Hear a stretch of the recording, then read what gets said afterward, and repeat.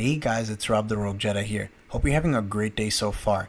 So today I'm going to be talking about the life of Darth Momin, which you guys all chose in the polls on Instagram. So let's tune into it and start the show.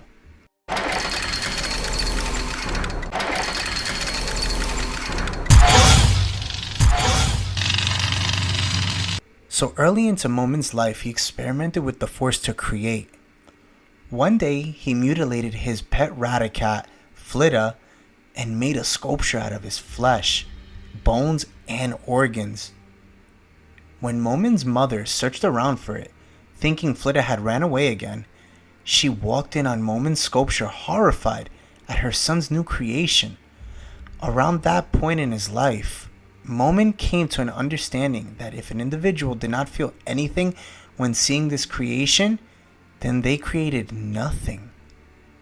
This principle stuck with him as he sculpted more of his own creations using animal skulls and other materials that were obscene to the normal individual. When he showed his work in front of others, they scowled and looked away, with an object horrified at it. Subsequently, they had Momin arrested, taking his tools and locking him away. Although he was in prison, Momin's name spread throughout the galaxy, and eventually, the Sith lady, Darth Shah, came and freed him. She made him her Sith apprentice and taught him about the dark side of the Force. Momin received a pair of lightsabers, which he used to sculpt his own mask, before disfiguring his face to wear it. Under the Sith tutelage, Momin adopted the Darth title. During his training, many things at Momin knew about himself, but never fully understood finally became clear to him. However, he found the role of apprentice distasteful, feeling he was second to none. Shah disagreed with him, so he proved his point to her by killing her in a duel. Now, without a master, Darth Momin aspired to learn about the dark side and visited many great sites. He never took an apprentice of his own, finding the idea of calling himself a master offensive, and instead became enamored with the idea of creating a work of art that would satisfy the dark side of the Force itself. To that end, he continued his journey and sought the knowledge of places strong in the dark side, as well as the Sith holocrons. He also reached out to the Force for guidance in what he should create, and it told him to choose a city. With the guidance given to him by the Force, Momin embarked upon his newest project, using resources he had inherited from Shah and the assistance of the Acolytes, who were desperate to help him in his work. He designed his own weapon, an engine with enough power to obliterate an entire city.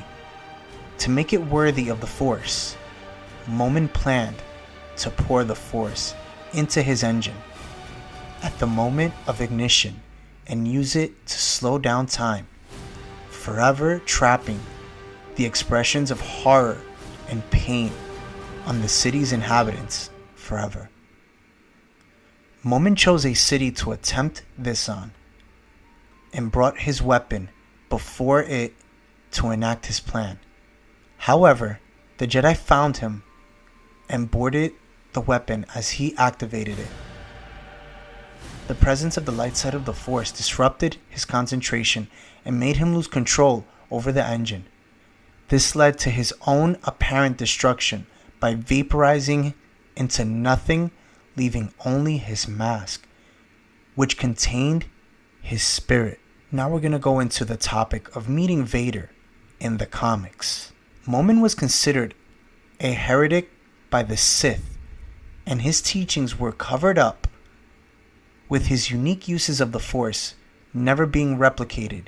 His name was never recorded in either Jedi holocrons or Sith holocrons, and many years after his death, his works were thought to have been lost. Momin's mask, with his spirit still inside, was eventually stored in a secret vault in the Jedi Temple on Coruscant. 19 years before the Battle of Yavin, the Sith Lord Darth Vader fought the former Chief Librarian Jocasta Nu in the temple. She fled into the vault, which led to Vader learning of its existence. After killing the former Jedi, Vader informed his master, Darth Sidious, of the vault, and Sith Lord took the helmet into his collection of Sith artifacts. Sidious later gifted the helmet to Vader, believing that the artifact would guide his apprentice during his studies on Mustafar.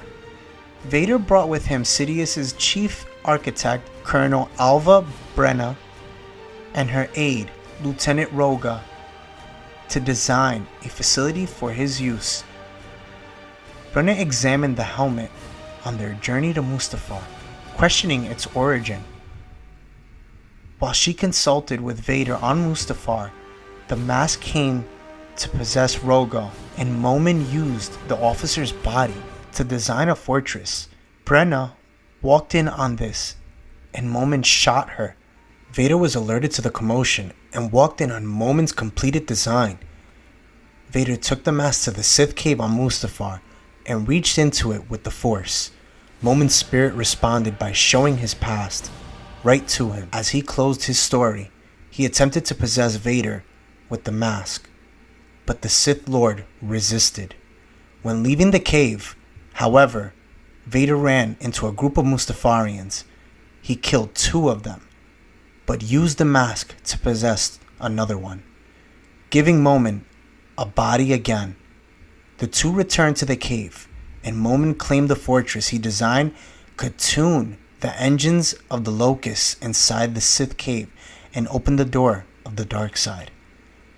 Momin then told Vader he would find his love Padme Amidala right there.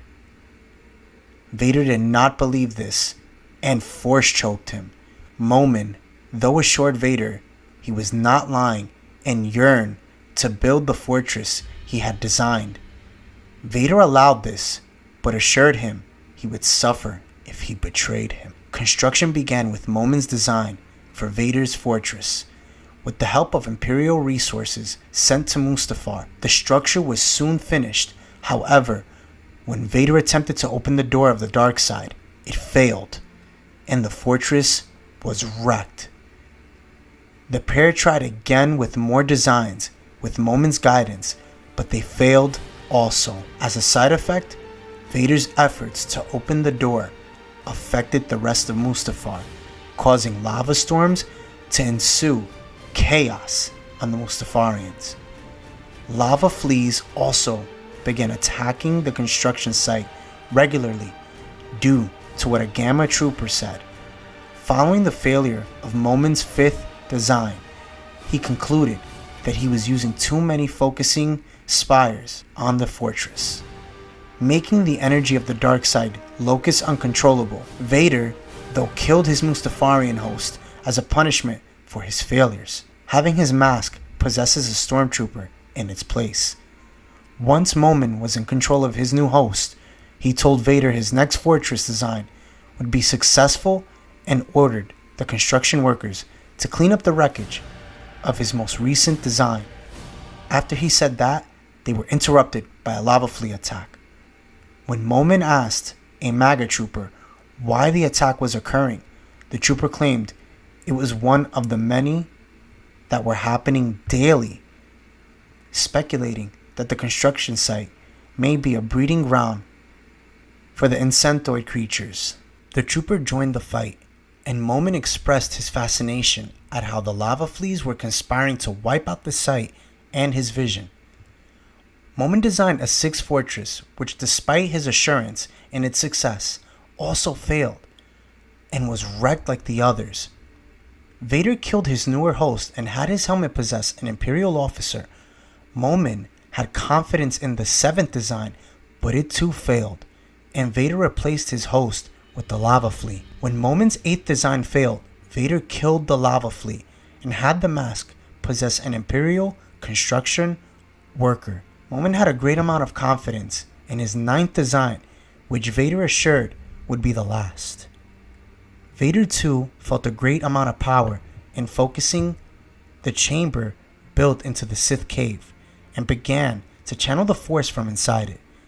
As the door to the dark side called on Vader to open it, Momin told him he may want to wait for the right moment to do that. Vader force pushed him aside and concluded that it was the moment. As Vader opening the door to the dark side, Captain Junis, the commander of the Fortress Garrus, then contacted him about another attack. One the Imperial forces could not thwart on their own. Vader was forced to leave the Sith cave to see this for himself. That was when Momin double-crossed Vader and began channeling the Force through the fortress himself. As Vader witnessed the attackers outside, he realized what Momin was doing and was struck by lightning orchestrated by him. Momin then opened the door to the dark side himself, where his original body was awaiting entered. Momin's host handed his mask to his real body and was killed. Vader fought the attacking army of Mustafarians, but their chieftains were able to manipulate the lava to wipe out his Imperial army. Vader survived, barely, and returned to the chamber where Momin was waiting. Momin stayed out of sight as the cyborg controlled the fortress with the Force to obliterate the invading army. Momin then stepped out, sensing that Vader was exhausted from the brutal ordeal of the battle outside. He accused his pawn of attempting to control the dark side, whereas he should have been seeking to serve it. He attacked Vader and claimed that the mask was weak, laminating the apparent regression of the Sith power in the millennium since his death. He also claimed that Vader would not be able to open the door to the dark side, as the dark side would have rejected him. As the two Sith Lords dueled, the exhausted Vader was dealt several devastating wounds, and eventually Momin sliced off his sword arm. As Momin gloated over his apparent victory, Vader strangely unabrupted asked Momin if he had lied about what opening the portal to the dark side could accomplish. Momin stated that he had not lied, but that Vader was too weak and impure to open such a portal. Satisfied with Momin's confirmation, Vader used the Force to slam a massive stone into Momin. Momin attempted to hold off the assault, exclaiming that because the dark side loved him, it would never allow him to be killed. Vader simply stated that if that was the case, then he would indeed live. Ultimately, Vader's power overwhelmed his incredulous foe and smashed Momin flat against the cave wall. Now, after hearing this awesome story on Darth Momin, guys, it's pretty evident that Darth Vader himself is truly one of the strongest Sith out there. I mean, come on. To defeat a Sith that was basically in hiding in his helmet for over a millennium, that to me goes to prove that he really is the strongest. And when I mean he, I mean Darth Vader himself. And I just wish we had more of this. I wish it was more canon. I wish it was something that we could see either animated or live series. I'll take either or. But guys, let me know what you thought about this story. Comment down below. Hit the like and subscribe button. Hit the notification bell so that way you're always in tune with Rob the Rogue Jedi's channel. And guys, again, thank you so much for tuning in. May the Force be with you guys. And remember, subscribe to join the Rogue side.